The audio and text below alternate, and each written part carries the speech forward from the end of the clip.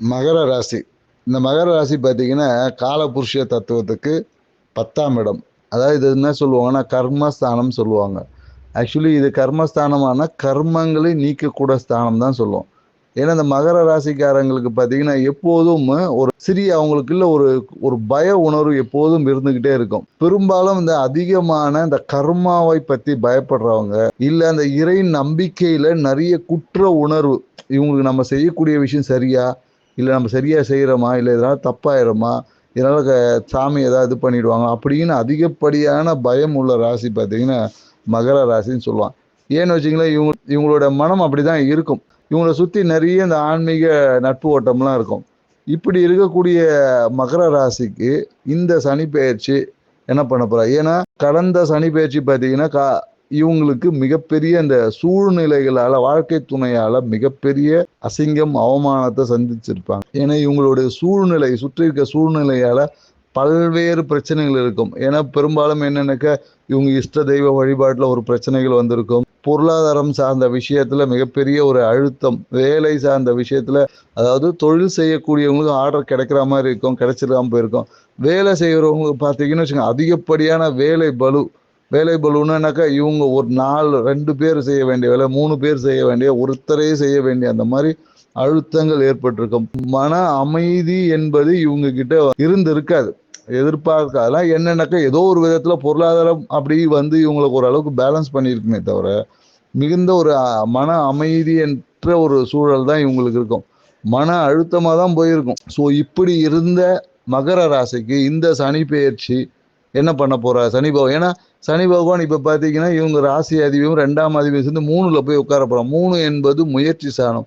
முயற்சி ஸ்தானத்துல 3ஆம் இடத்துல சனி பகவான் இருக்குது மிக அபரிவிதமான நற்பலங்களை கொடுக்கக்கூடிய இடம்னு சொல்லலாம். ஏன்னா அவ்வளவு நீங்க எடுக்கக்கூடிய முயற்சிகள் அனைத்தையும் வெற்றி, விஜயம் என்பது இருக்குன்னு சொல்ல முடியும். ஏன்னா நீங்க இவ்வளவு நாள் போராடி எடுத்த முயற்சிகள்லாம் இப்ப சும்மா அப்படி தொட்ட உடனே இந்த காக்கா உட்காந்த பனம்பழம் விழுந்த கதை சொல்லுவாங்கல்ல, அந்த மாதிரி சும்மா இப்ப லைட்டா தள்ளின உடனே பிக்கப் ஆயிக்கும். தொழில் பார்த்தீங்கன்னா அவ்வளோ விஷயங்கள்ல, தொழில் ரீதியான விஷயங்கள் பார்த்தீங்கன்னா இப்போதைக்கு ஒரு மிகுந்த ஒரு நன்மையை கொடுக்கும். சிறு தடைக்கு அப்புறமா நம்ம தொழில் ரீதியான கடன்கள் இந்த காலகட்டத்தில் ஏற்படும். தொழிலில் எதிர்பார்த்த லாபம் இந்த காலகட்டத்தில் மிக அபரிவிதமா நினைச்ச லாபம். இப்போ நீங்க ஒரு கொட்டேஷன் கொடுக்குறீங்க, அந்த கொட்டேஷன் அப்படியே முழுமையை ஏற்றுக்கொள்ளக்கூடிய ஒரு சூழ்நிலை இருக்கு. ஏன்னா இந்த காலகட்டத்தில் உங்களோட சூழ்நிலைகள் எல்லாமே சாதகமா இருக்கும். இதுக்கு முன்னாடி நீங்க ஒருத்தரை சந்திக்க போய் ஒரு அப்பாயின்மெண்ட் வாங்கி போயிருப்பீங்க, ஆனா அவர் அந்த டைம்ல இருந்திருக்க மாட்டார். பல பேரை சந்திக்கணும்னு நினைச்சிருப்பீங்க, உங்களால முடியாது. அதுக்காக 10 வாட்டி போக வேண்டிய சூழலாம் இருந்தது. இந்த காலம் அப்படி இல்லை. உங்களுக்காக அந்த நபர் காத்து இருக்கக்கூடிய ஒரு சூழல். ஸோ தொழில் ரீதியா நீங்க ஒரு அப்பாயின்மெண்ட் வாங்கினா உங்களுக்காக ஒரு வெயிட் பண்ணிட்டு இருப்பாங்க. ஸோ அந்த மாதிரியான சூழல்கள் எல்லாமே இந்த காலகட்டத்தில் உங்களுக்கு இருக்குன்னு சொல்ல முடியும். என்னன்னாக்கா, குரு பெயர்ச்சிக்கு அப்புறம் பார்த்தீங்கன்னா, குரு பகவான் உங்களுக்கு வந்து 6ல இருந்தாலும் அவருடைய பார்வை பார்த்தீங்கன்னா, உங்களுடைய 2ஆம் பாவத்தையும் 12ஆம் பாவத்தையும் 10ஐயும் பார்க்குறான். தொழிலில் மிகப்பெரிய ப்ரொமோஷன் கிடைக்க வாய்ப்பு இருக்கு. இன்கிரிமெண்ட் கிடைக்கும். இன்கிரிமெண்ட்டோட சேர்ந்த ப்ரொமோஷன் கிடைக்கும். அதனால உங்களுடைய லாபம், வருமானம் இந்த காலகட்டத்தில் பெருகக்கூடிய வாய்ப்பா இருக்கு. ராசிக்காரங்களுக்கு சொல்லக்கூடிய ஒரு விஷயம் என்னன்னாக்கா, இந்த காலகட்டத்தில் உங்களுடைய இஷ்ட தெய்வ வழிபாடை நீங்க செய்யும்போது, ஏன்னா இதுக்கு முன்னாடி இஷ்ட தெய்வ வழிபாடு செஞ்சிருப்பீங்க. அது எப்படியும் ஒரு பிரச்சனைக்குரியதா இருக்கும். ஆனா இஷ்ட தெய்வ வழிபாட்டுக்கான நீங்க சில வேண்டுதலை வச்சிருப்பீங்க. அந்த வேண்டுதல் நேர்த்திக்கடன் சொல்லுவோம் இல்லையா? அந்த நேர்த்திக்கடனை செய்து முடிப்பதற்கான ஒரு காலகட்டம் இந்த காலகட்டம். ஸோ அதனால இஷ்ட தெய்வ வழிபாடு உங்களுக்கு மிகப்பெரிய ஒரு நன்மையை கொடுக்கும். அதே போல பார்த்தீங்கன்னா, குலதெய்வம் சார்ந்த விஷயத்த, குலதெய்வத்தை நீங்க போய் கும்பிட்டுட்டு வந்த உடனே, குலதெய்வத்தை நீங்க இந்த காலகட்டத்தில் மனசுல எப்போதும் குலதெய்வத்தோட தன்மைகளை, குலதெய்வத்தை நீங்க நினைச்சாவே அந்த விஷயம், குலதெய்வத்தை முன்னிறுத்தி நீங்க ஒரு விஷயத்த செய்து பாருங்க, மிகுந்த லாபம் தான். அதே போல என்னன்னாக்கா, குழந்தைக்காக காத்திருந்த மகர ராசிக்காரர்கள் எல்லாமே இந்த முறை குழந்தை பாக்கியம் என்பது கண்டிப்பா இருக்கு. இதுக்கு இந்த இத்தனை வாட்டி நீங்க மன அழுத்தம் இல்லாம இப்ப மன மகிழ்ச்சிக்கான ஒரு காலகட்டமா இருக்கு. திருமணம் என்பது இந்த காலகட்டத்தில் கண்டிப்பாக இருக்கு. திருமணம் என்பது ஒரு பாக்கியமா இருக்கும்.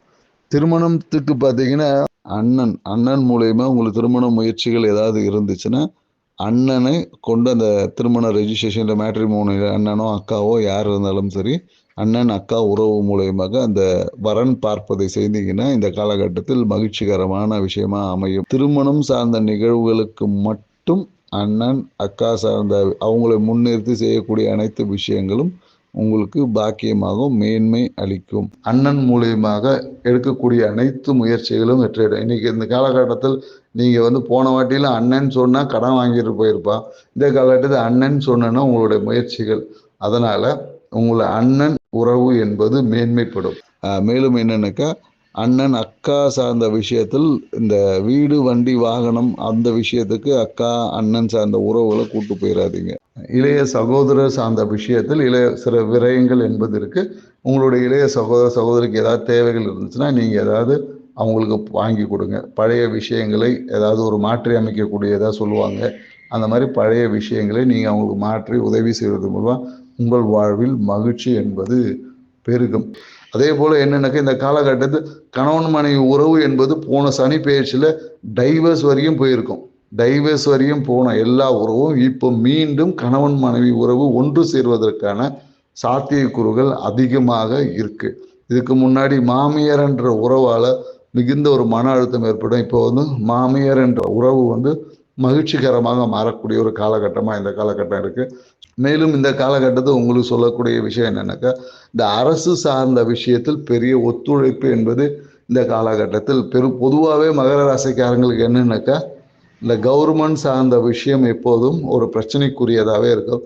அதனால அரசு துறையில் இருக்கிறவங்க, மகர ராசியாக தான் அரசு துறையில் இருக்கிறவங்க மிகுந்த கவனத்துடன் செயல்படக்கூடிய காலகட்டம். ஏன்னா கேது பகவான் 8ல் வரும்போது மிகுந்த கவனம் என்பது தேவை. குறிப்பாக என்னன்னாக்கா இந்த லஞ்சம் இந்த மாதிரியான சில விஷயங்கள் இருக்கும் போது அது பிரச்சனை ஆவதற்கான வாய்ப்புகள் இருக்கு. ஸோ அதனால கவனம். அரசு ஊழியர்களாக இருந்தீங்கன்னா இந்த கேதுவோட பயணம் சில பிரச்சனைகளை கொடுப்பதற்கு இருக்கு. அதனால அரசு ஊழியர்களாக இருந்தீங்கன்னா கொஞ்சம் எச்சரிக்கை தேவை. எப்போதும் என்னன்னாக்கா மாமன் உறவால சில பாக்கியங்கள் கிடைக்கிறதுக்கான வாய்ப்புகள் இருக்கு. தாய்மாமன் உறவு இந்த காலகட்டத்தில் சிறந்த, ஏன்னா தாய்மாமன் உறவு பெரும்பாலும் இவங்க அவ்வளோவா தாய்மாமன் உறவை அந்த அளவுக்கு பேணி கேட்க மாட்டாங்க. ஸோ அதனால இருந்தாலும் இந்த மாதம் தாய்மாமன் உறவின் வழியாக சில பாக்கியங்களை நன்மைகளை அனுபவிக்கிறதுக்கான காலகட்டம் இந்த காலகட்டம் இருக்கு.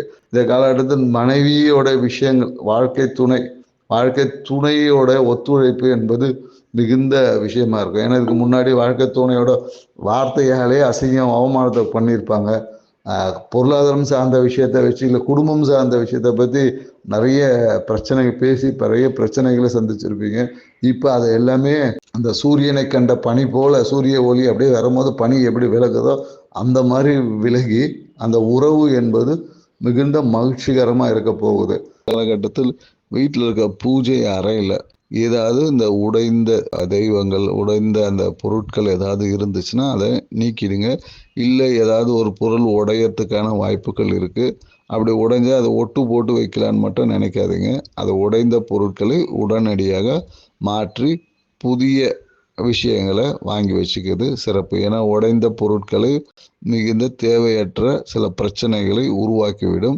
ஏன்னா ராகு கேது பயிற்சிக்கு அப்புறம் அதன் மூலயமா சில பிரச்சனைகள் வருவதற்கான சாத்தியக்கூறுகள் இருக்கு. இந்த காலகட்டத்தில் உங்களுக்கு நோயின்னு நம்ம சொல்லக்கூடிய ஒரு விஷயம் என்னன்னாக்கா இந்த நரம்பு சார்ந்த விஷயத்துல கொஞ்சம் எச்சரிக்கை தேவை. அதாவது உடல் கொஞ்சம் வெப்பத்தினால பிரச்சனைகள் வருவதற்கான வாய்ப்புகள் இருக்கு. ஏன்னா உங்களுக்கு மகர ராசிகளுக்கு பெரும்பாலும் என்னன்னாக்கா அதிகப்படியான அந்த வெப்பம் அதிகமாகும் போது மனம் அப்படியே இவங்களுக்கு ஒரு இனம் புரியாத ஒரு அழுத்தத்தில் போய் சிக்கிப்பாங்க.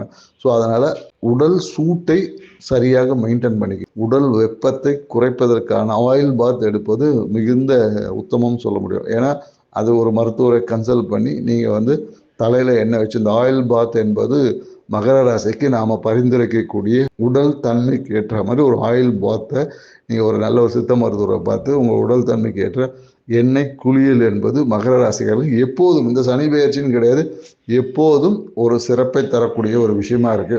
மகர ராசிக்காரருக்கு இந்த காலகட்டத்தில் தங்கம் நகை வாங்கக்கூடிய வாய்ப்புகள் இருக்கு.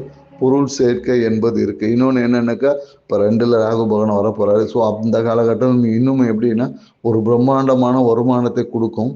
அதே போல ராகு என்பது ஒரு மாயை கிரகம். ஸோ அதனால வருமானத்தை யாரை நம்பியும் கொடுக்காதீங்க. யாருக்கிட்டையாவது யாரோ மற்றவங்களுடைய ஆசை வார்த்தைகளை நம்பி பொருளாதார முதலீடுகளை செய்வதை மகர ராசிக்காரங்க தவிர்த்துருங்க. மேலும் உங்களுக்கு சொல்லக்கூடிய அந்த உங்களுடைய வழிபாடு நம்ம சொல்லக்கூடிய விஷயம் என்னன்னாக்கா, மகர ராசிகளுக்கு எப்பொழுதும் முருகர் வழிபாடு என்பது சிறந்தது. அது பழனி முருகனாக இருந்தாலும் சரி, திருச்செந்தூர் முருகனாக இருந்தாலும் சரி, உங்களுக்கு ரெண்டுமே ஒரு ஏற்றத்தை கொடுக்கக்கூடிய ஒரு விஷயமா இருக்கும்.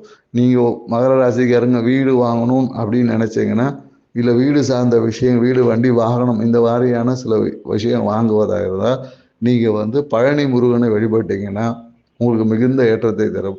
அதே போல் நீங்கள் உங்களுடைய இன்க்ரிமெண்ட்டு ப்ரொமோஷனை எதிர்பார்த்து நீங்கள் காத்திருக்கக்கூடிய மகர ராசிகளுக்கு திருச்செந்தூர் முருகனை நீங்கள் வழிபட்டு வாங்க. இதில் திருச்செந்தூர் ஒரு வாட்டி போயிட்டு வாங்க.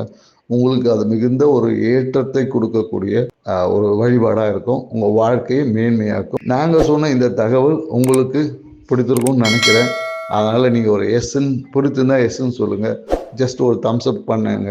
உங்கள் வீட்டில் இல்லை உங்கள் உறவினர் யாராவது மகர ராசியாக இருந்தாங்கன்னா அவங்களுக்கு இந்த தகவலை ஃபார்வர்ட் பண்ணுங்கள். அவங்களையும் சப்ஸ்கிரைப் பண்ண சொல்லுங்கள், லைக் பண்ண சொல்லுங்கள். மீண்டும் நாம் கும்பராசியில் சந்திப்போம். நன்றி, வணக்கம்.